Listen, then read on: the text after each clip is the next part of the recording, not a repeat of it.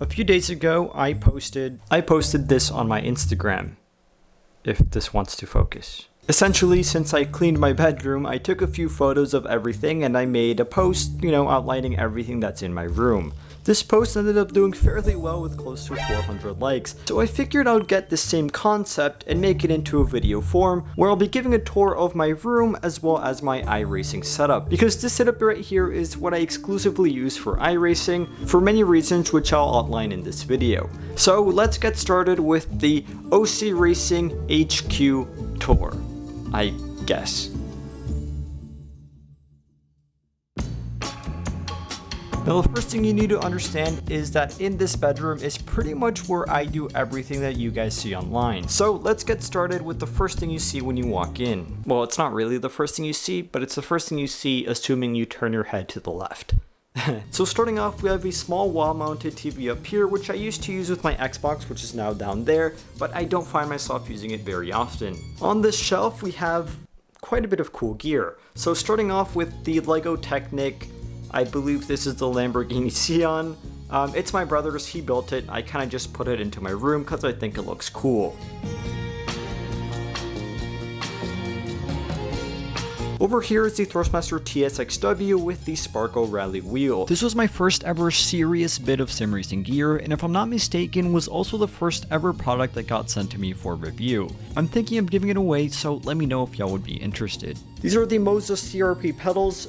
These are the ones that I made a fairly negative review on, and then MOZA ended up sending me their newer version, which I have downstairs. And this right here is the controversial Thrustmaster TGT2, which I've been meaning to use more, I just haven't really had the chance to do so. This right here is probably the best belt-driven wheel in the world. Unfortunately, it was released at around the same time as budget direct drive wheels started making their way into the market, and with the TGT2's high price, I don't think it worked out too well for Thrustmaster.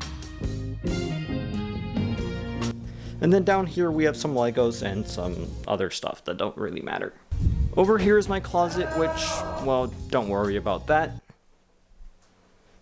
Okay. Of course, this right here is the main showpiece of my bedroom, which I'll get to in just a second, but first let's talk about everything else.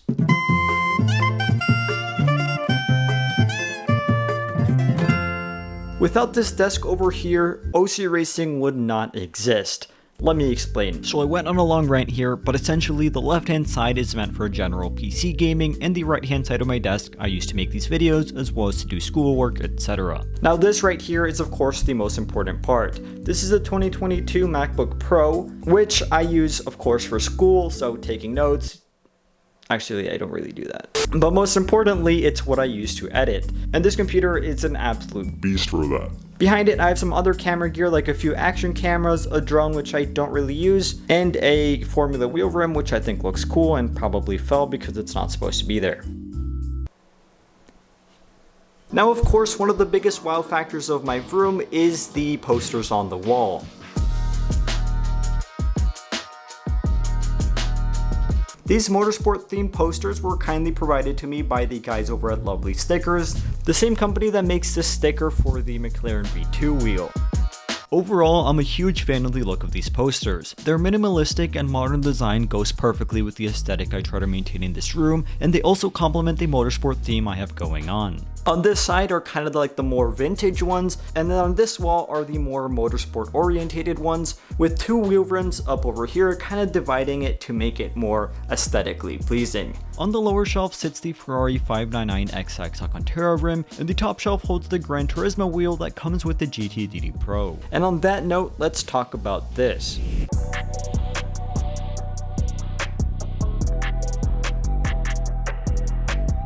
Starting with the cockpit, this is the Six Sigma Sim Racing 6S80 rig. I made a separate review on it if you're interested, but overall it does a great job at firmly maintaining everything in place, and one of my favorite things about it is that it is fairly compact, which makes it fit perfectly in my relatively small bedroom. I am using it with a few accessories, including a keyboard tray, which I think is absolutely essential, a smaller mouse tray, an H-pattern shifter and handbrake mount, and most importantly, a freestanding single monitor mount. This monitor mount is directly attached to the chassis, which is great for saving space, and it's holding up a Samsung Odyssey G9.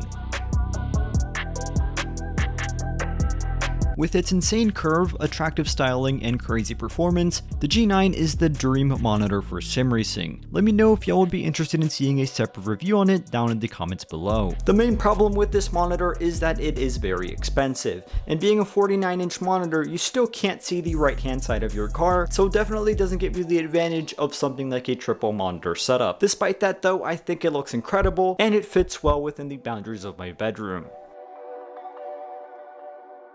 As per the peripherals, I am mainly rocking Fanatec gear, and that is, well, for one main reason. Now, it's not necessarily because it's the best gear I have or because it's my favorite. The main reason is because the GT-DD Pro will not only work on PC, but it will also work on my PS4, and using my McLaren wheel, it will also work on my Xbox One. And since those two consoles, as well as my PC, are in my bedroom, I figured that it makes sense to have it here because if I ever want to use my Xbox or my PlayStation to sim race, well, I have the option to do so with this right here. On the GT-DD Pro, I'm using the Fanatec McLaren GT3 V2 rim, which as you can tell has been heavily modified. I made a separate video where I completely go through that process, and it's one of my all-time favorites, so make sure to check that out after this video.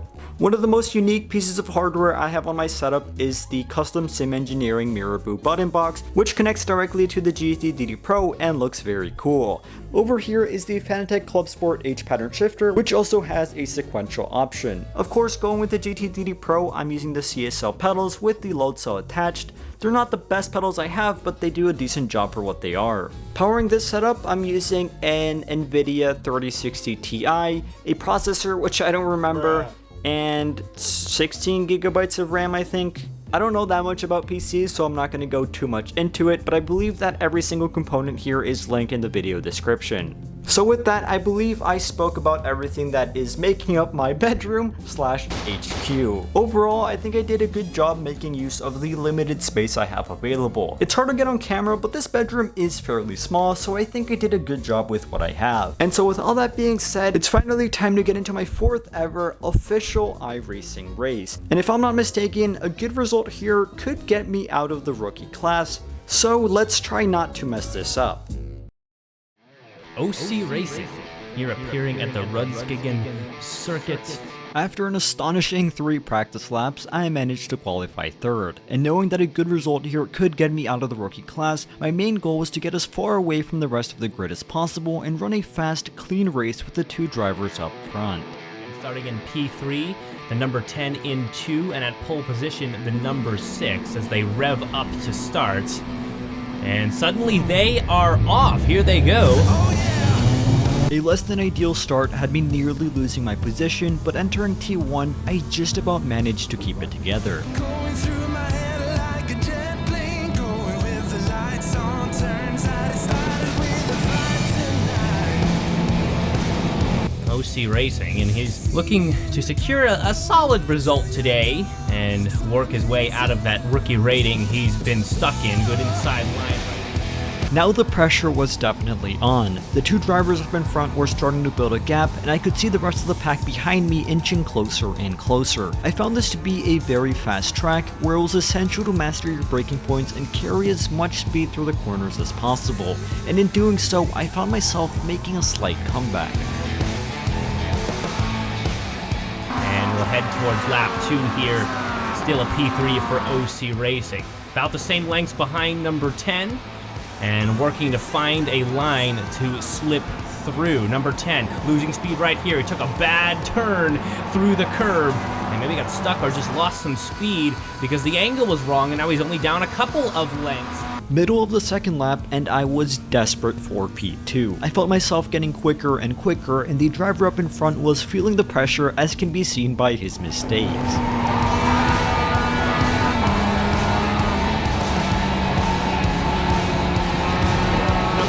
And he goes outside and around on the number 10, who now loses 2 places, maybe 3. And OC Racing continuing to hold to the... After overtaking the driver up in front, who I assume got a slowdown penalty, it was a matter of staying consistent and keeping my head down for a shot at P1.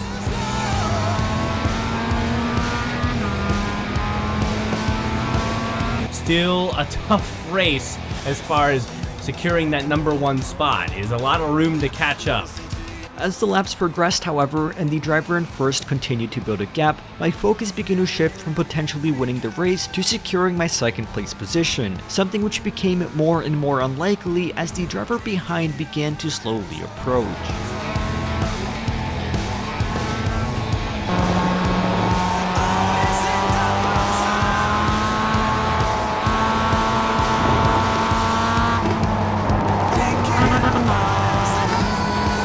We have the final 2 laps here, and it's still second place for the number 2. Number 10 behind now many lengths, about 5. And I don't even want to talk about any of the other racers. They are way behind. The final 2 laps had approached and the race was starting to go my way. Although the driver behind was still right on my tail, we both started to inch closer and closer to the driver in first. And with 2 laps remaining, the winner of this race was still far from decided. But he has room to catch up here on the straight. Looks like lengths are coming down. Number 6 was slow down the straight this time, and now it seems to be a closer race. Number 10 starts to disappear into the background. With me approaching and the laps counting down, now it was time for the driver up in first to start feeling the pressure. And approaching the final lap, it was starting to be seen. A wide turn for the number 6. Less wide for the number 2, but not perfect. And, oh, the 6 goes way off the track limits. He couldn't stay on the curb, and he flies all the way past the curb there. I think all 4 wheels, I think, got outside the curb, and that's an infringement. Now, I don't know how the iRacing track limit or penalty system works, but if I'm not mistaken, he went completely off the track and should have earned himself a slow down penalty, but to my surprise, he didn't. Coming up solid, great finish for OC Racing, not first, but certainly a good way to end this one. Just like that, the race came to an end. Although I did finish in a personal best P2, the result was a little bittersweet as I felt as though P1 could have been mine. There's the flag, it's over. Great job, you did really well.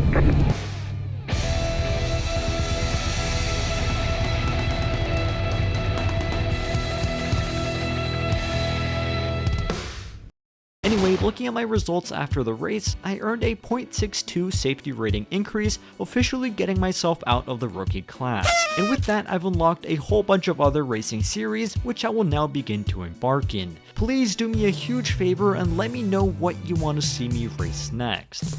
And before I forget, it's the end of the month, which means the Handbrake giveaway is over. For this month's giveaway, we had a total of 10,999 entries, and there's 2 hours left, but I don't care, I'm finishing it now because I'm making this video now and I want to finish it by today. So if you didn't enter within the last 2 hours, that sucks for you. So let's draw the winner. Again, only one winner will be drawn because I'm only giving away one thing. And here we go, the winner is named Luka, and Luka is from Croatia, which probably means the shipping is gonna cost me so much. But anyway, Luka, I'm gonna be sending you an email and reaching out to you to get your address, and I'll have that over to you as soon as possible. And with that being said, I hope you guys enjoyed this video. If you did, leave a like, subscribe for more, and that's pretty much it. Alright, thanks for watching. Alright, you can turn off the video now.